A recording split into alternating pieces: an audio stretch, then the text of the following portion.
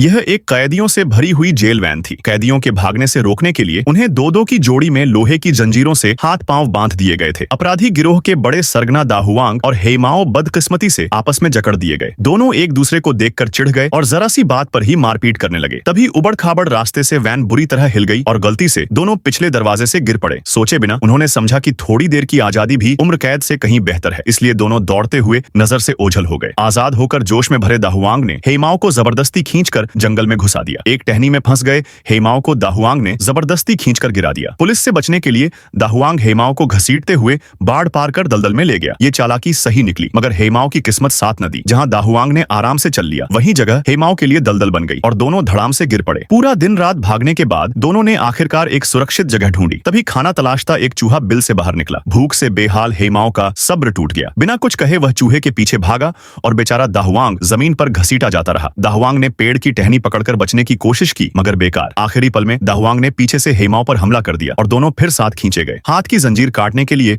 उन्होंने लोहे की छेनी से पत्थर तोड़ने की कोशिश की। पहाड़ छेद दिया, मगर जंजीर जस की तस रही। फिर दाहुआंग ने आधा टन वजनी पटाखा उठा लाकर उसमें आग लगा दी, मगर निकास का तरीका काफी शर्मनाक था। जैसे ही पटाखा फटने वाला था, दोनों ने उसे फेंक दिया और छिपने चले गए। लेकिन तकदीर ने फिर धोखा दिया। पटाखा पाइप से घूमकर वापस उनके सामने आ गया। एक दूसरे पर दोष मढ़ते मढ़ते दोनों हवा में उछाल दिए गए। जंजीर न होती तो दोनों काफी पहले अलग हो जाते। फिर दोनों धीरे धीरे चलते हुए एक गुफा में पहुंचे। सिर्फ कुछ कदम ही चले थे कि सामने से ट्रेन सीटी मारती तेजी से आ गई। मुश्किल से जान बचाकर वे पहाड़ी पर चढ़ गए। सोचा कि अब बच गए, मगर तभी मालगाड़ी भी आ धमकी। छिपने का वक्त न मिलने से दोनों टकराकर उड़ते हुए पानी की टंकी पर जा गिरे। इस टक्कर ने दाहुआंग के दिमाग में नई तरकीब जगा दी। उसने हेमाओ को लेकर नदी पर बने पुल पर भागा। योजना थी कि जंजीर को पटरी पर बांधकर ट्रेन से टुड़वा दिया जाए। हेमाओ को भी यह आइडिया बढ़िया लगा, लेकिन पुल जमीन से 1-1.5 किलोमीटर ऊंचा था। गिरे तो हाथ पांव टूटने तय थे। सोचते सोचते देर हो गई और ट्रेन ने जंजीर तोड़ दी। दोनों पुल से नीचे जा गिरे। खुशकिस्मती से वे सीधा कचरा खरीद केंद्र पर आ गिरे। हाथ आजाद देखकर खुशी से झूम उठे। लेकिन बदकिस्मती यह रही कि